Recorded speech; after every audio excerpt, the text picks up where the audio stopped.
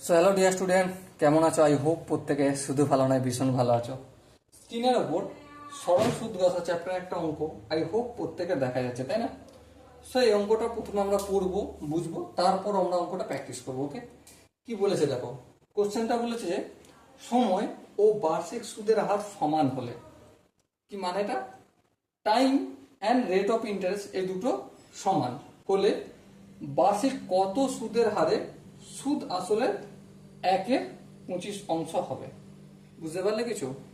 অল্প বুঝতে পেরেছি, অল্প বুঝতে পারিনি, আবার পড়বো, পড়তে পড়তে লিখবো, পুরোটা বুঝে যাবো, তারপর অঙ্কটা করবো। ওকে, দেখো, সময় ও বার্ষিক সুদের হার সমান।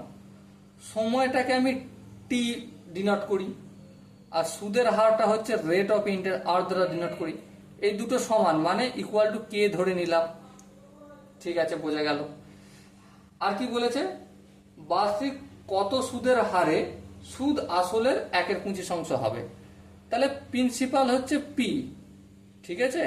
এই প্রিন্সিপালটাকে আমি এক্স ধরছি, আর রেট অফ ইন্টারেস্ট কত, আসলের 1/25, মানে এক্স এর 1/25। তার মানে কি পেলাম, x/25। এটা হচ্ছে ইন্টারেস্ট। তাহলে আলটিমেট আমাকে বের করতে হবে কি, সুদের হার। এই রেট অফ ইন্টারেস্ট যেটা আমরা কে ধরেছি, এই কে এর ভ্যালুটা আমাকে এখন বের করতে হবে। ওকে, চলো বের করতে শুরু করি।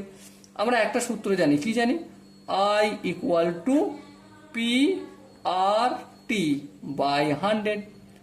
আয়ের মান কত, দেখো x/25 পুট করবে এখানে, হ্যাঁ পুট করবো x/25। দেখো এই 100টা ভাগ আছে, অপোজিট সাইডে গেলে গুণ করে দেবো, করে দিলাম। পি মিনস এক্স ধরেছি, চলো এক্স লিখলাম। রেট অফ ইন্টারেস্ট কত, কে, কে লিখলাম। টি কত, সেটাও কে, ইন্টু কে লিখলাম। 25 25, 4×25 100।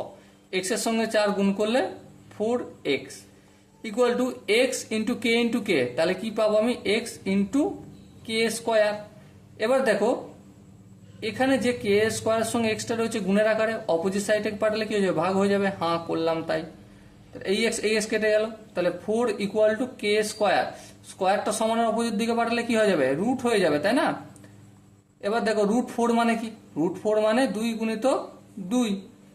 এবার দেখো 2×2 মানে কি, দুটো রুটের ভিতরে দুটো থাকলে একটা বেরিয়ে আসে, তাহলে 2 হলো কে এর মানটা।